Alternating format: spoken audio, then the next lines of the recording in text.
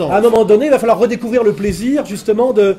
Moi, je faisais du vélo à un moment donné de course. Et j'avais mis un compteur. Et à un moment donné, je ne regardais plus que le compteur du vélo. Je ne regardais même plus le paysage. Et je comptais mes cycles de tour de pied pour essayer de monter de 30 à 32 de moyenne. À un moment donné, il faut renoncer à ça et dire je pédale un peu moins vite. Je regarde le paysage autour de moi. Je n'ai pas de chaussures automatiques look calées qui fait que je ne peux même pas descendre de mon vélo pour aller pisser ou boire un coup. Donc à un moment donné, c'est je vais pédaler un peu moins vite. Voilà. Et c'est-à-dire qu'on ne peut pas à la fois regarder le paysage, avoir des godasses où on peut descendre du vélo pour aller boire un coup chez Madame Michu, et en même temps rouler à 37 de moyenne. Je veux dire, il y a la voie de la haute technologie du cyclisme qui amène le dopage, la laideur des combinaisons de vélo, machin, et le truc qui fait qu'à un moment donné, ça devient un milieu très antipathique. Je parle de ce que je connais, parce qu'il n'y a plus que des dingos qui scient le tube de leur vélo pour que ça fasse 3,7 g et qui pèsent toutes les pièces de leur vélo pour essayer de monter de 38 à 38,2 de moyenne horaire.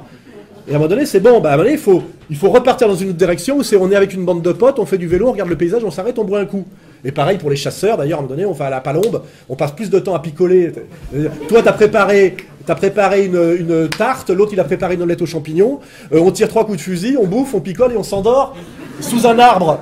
Et c'est ça le vrai plaisir de la chasse que les connards d'écolos n'ont pas compris. Hein, c'est avoir le prétexte de...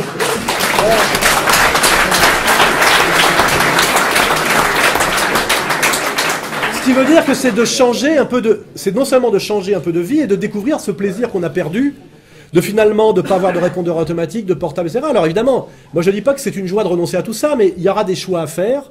Et je vous dis, moi je vois les choses parce que de manière un peu concrète, parce que je le vis déjà un peu dans la manière dont fonctionne ER, qui est aussi d'un truc de solidarité. En ce moment, lui, il est avec nous, c'est ER Genève. Après, moi je vais à Genève, je sais où est-ce que je peux dormir. Je sais avec qui je vais dîner au restaurant, je ne serai pas tout seul. Je ne suis pas obligé d'appeler dans un hôtel et d'appeler une pute. Hein. Voilà, je suis logé chez un ami et je vais dîner avec des amis. Mais on peut préférer l'hôtel avec la pute. Je veux dire, c'est pas grave, mais on ne pourra pas avoir et le réseau de solidarité et le grand hôtel et la pute. Je veux dire, à un moment donné, il va falloir aller par là ou par là.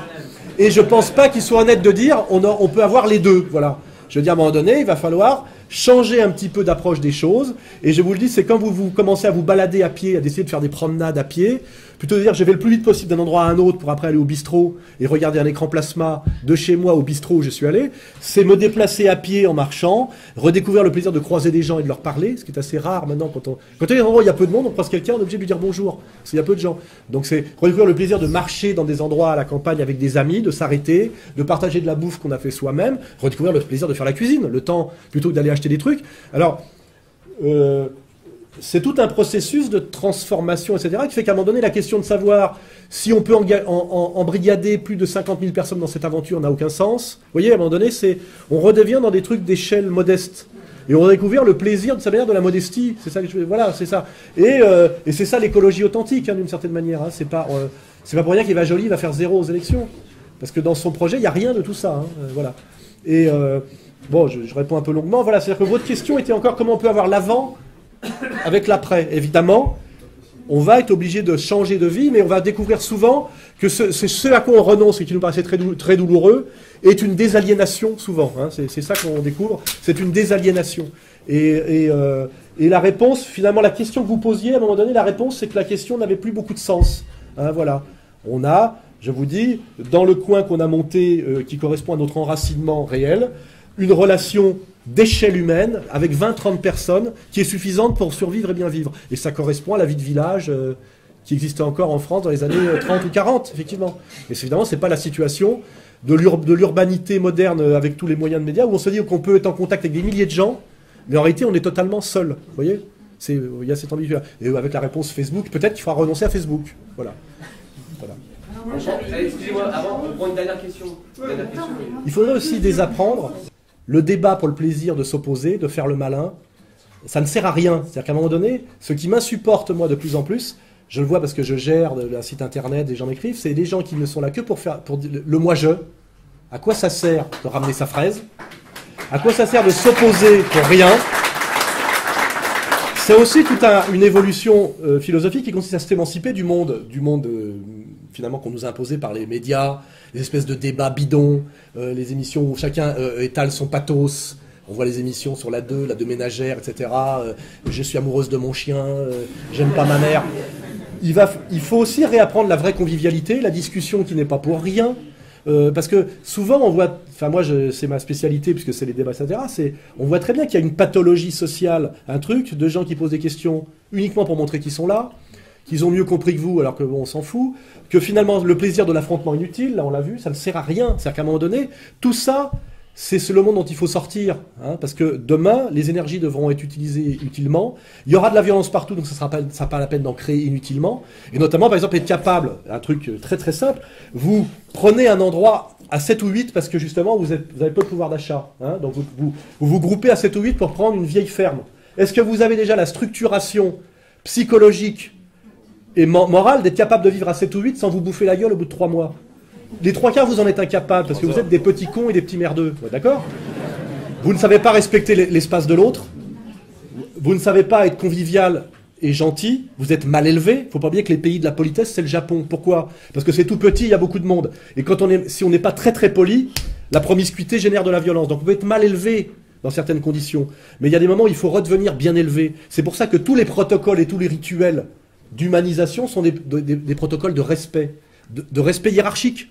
Soyez à votre place. Il y a des gens ici qui n'ont pas le droit de m'interrompre quand je parle parce qu'ils n'ont rien prouvé dans leur vie, vous voyez. Il faut réintégrer ce sens de la hiérarchie et pas dire moi j'ai droit à l'égalité. Non, les 3 quarts des gens ici sont des petits cons qui n'ont droit à rien car ils n'ont rien prouvé, ils sont des losers, ils ont gobé toutes les conneries, etc. Et je suis méchant en disant ça parce que si vous êtes là, c'est pas tout à fait vrai.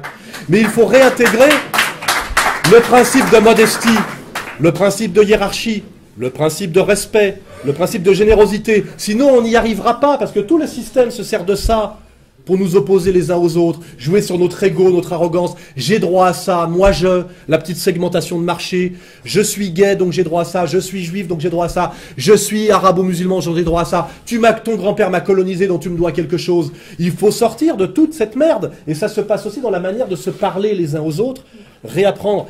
Ce qui est infiniment respectable chez certaines vieilles personnes ou chez certaines gens d'autres civilisations, c'est leur incroyable aménité. Vous voyez, la France est le pays où il y a le plus de neuroleptiques, le plus de dépressifs, le plus d'agressivité, alors qu'on est un pays où personne ne meurt de faim. Il suffit de rentrer de n'importe quel pays étranger pour arriver à Roissy, on voit que des gens qui font la gueule, vous voyez. Et ça aussi, c'est fondamental. C'est pour ça que là, il y a des échecs terribles. C'est vouloir dans le monde de demain, les avantages du monde d'hier, prétendre qu'on va faire de la solidarité, etc., alors qu'on veut que montrer qu'on est plus malin que celui qui est assis à côté de soi, alors que normalement c'est ton frère de combat, dans un moment où c'est comme un bateau qui coule. On écope tous ensemble, ou on coule tous ensemble. Et c'est pas j'ai écopé plus que toi, t'as vu mon gobelet, il est mieux que le tien. Non, tant qu'on sera là-dedans, on l'aura dans le cul. Je veux dire, et ce travail, c'est le premier travail à faire. Générosité, bonne éducation, savoir où est sa place, c'est fondamental. Les gens pètent tous plus haut que leur cul. Il faut déjà apprendre que vous n'êtes pas grand-chose. Je veux dire, excusez-moi, c'est le meilleur moyen de devenir quelqu'un en plus. Hein, je veux dire, voilà, c'est redécouvrir l'humilité. Or, tout le système est là pour vous dire que vous êtes les maîtres du monde, les rois du monde, que vous avez droit à tout, etc. Et c'est le meilleur moyen que vous retrouviez en n'étant rien du tout. Hein, ce qui est la situation, c'est-à-dire un pauvre cochon de payant, salarié précaire, humilié, manipulé de A à Z. Et ça, malheureusement, qu'est-ce que je peux dire de plus que le dire et essayer d'en prendre conscience. Voilà, c'est pareil, pour être respecté, être respectable, etc., etc. Et on voit bien, effectivement, on regarde le Figaro, là, voilà, le connard en costard blanc, ces djihadistes qui menacent la France, Guéant l'appel à la gauche, à la dignité. Voilà, déjà, normalement, on peut plus lire cette merde, voilà, c'est tout. Voilà.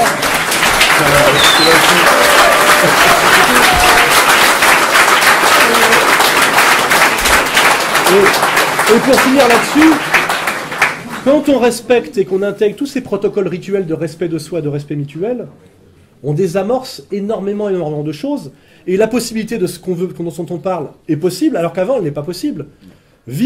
Redécouvrir la vie à plusieurs, communautairement, qui correspond à la vie ancienne, hein, des familles, etc., etc. Quand on est mal élevé, qu'on n'a pas le souci de l'autre, qu'on est incroyablement exigeant, arrogant, sans se poser jamais la question de la réciprocité. Je veux, mais qu'est-ce que je donne? Qu'est-ce que je mérite, etc. On est obligé d'échouer, ça c'est certain. Donc, et là, malheureusement, ça s'apprend pas dans un livre. Hein, ça là, j'ai pas de réponse magique, mais c'est au moins en prendre conscience, pas couper la parole. pas poser une question qui n'est pas une question, mais qui pourra montrer quelque chose, une démonstration sans fin. Voilà, c'est tout ça. Et ça, ici, c'est un véritable laboratoire. Alors déjà, je vous fais remarquer qu'on est dans ce genre de réunion, pour finir sur du positif, on a des gens qui viennent d'extrême gauche, des gens qui viennent de l'immigration, des gens qui viennent de ce qu'on appelle l'extrême droite, et que ça se passe toujours très bien. Je veux dire déjà qu'on a atteint un haut niveau. Dans un autre contexte, ça finit déjà en bagarre générale, en insultes, etc. Mais après, je veux dire, il faut encore avancer un peu plus, progresser un peu plus. Et ça, c'est... Excusez-moi, mais il y a un mec qui s'appelait Jésus-Christ qui disait « Aime ton prochain comme toi-même ». Hein, ça voulait dire quelque chose. C'est-à-dire que, à un moment donné, on redécouvre ce qui est au fondement de la civilisation, de toutes les civilisations. Comme je vous dis, donner pour recevoir, aime ton prochain comme toi-même, c'est que part du principe que tout ce que tu exiges de l'autre, etc., tu dois l'exiger de toi-même, et que l'autre est un autre toi-même aussi. Donc ne pas te permettre de te comporter mal, de t'excuser toi-même et de ne pas excuser l'autre, ou si tu exiges quelque chose de l'autre, l'exiger d'abord en toi, etc. Ça s'appelle les sagesses, les religions, c'est au cœur de tout ce qui permet à des gens longtemps de vivre nombreux ensemble. Et c'est ce qu'on a détruit entièrement aujourd'hui. Voilà. Et c'est ce pourquoi aussi on va au chaos. Et là, c'est l'aspect moral, l'aspect religieux, l'aspect spirituel qui est fondamental. Et ce n'est pas du baratin. Voilà, c'est... comprendre que cette jeune femme a une certaine souffrance en outre réel, une certaine demande, ne pas lui manquer de respect pour faire le malin inutilement, pour déclencher un chaos qui n'a aucun intérêt que de nous obliger à prendre position pour l'un ou pour l'autre, donc de créer deux camps antagonistes alors que ça ne sert à rien, se poser la question pourquoi on a voulu l'agresser, parce que peut-être qu'on a une souffrance soi-même, qu'est-ce qu'on a voulu dire, etc. Ce travail sur soi-même, etc. Qui je suis, qu'est-ce que je vaux réellement, qu'est-ce que j'ai à donner, qu'est-ce que je demande, qu'est-ce que veulent dire mes questions, parce que souvent les questions veulent dire autre chose que les questions posées. Et voilà. Et ça, malheureusement, c'est comment dirais-je, une bouée à la mer que j'envoie. Moi, je fais ce travail sur moi, tu le fais sans doute sur toi. Si on exige tout, on prétend tout sans faire ce travail préalable, c'est voué à l'échec. C'est une certitude, voilà. Et c'est sans doute le travail premier, le plus difficile et le plus fondamental. Redevenir des êtres humains.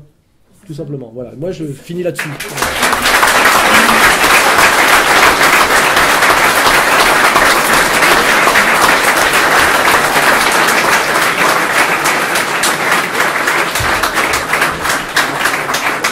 Et ne pas oublier de se marrer un peu aussi. Hein.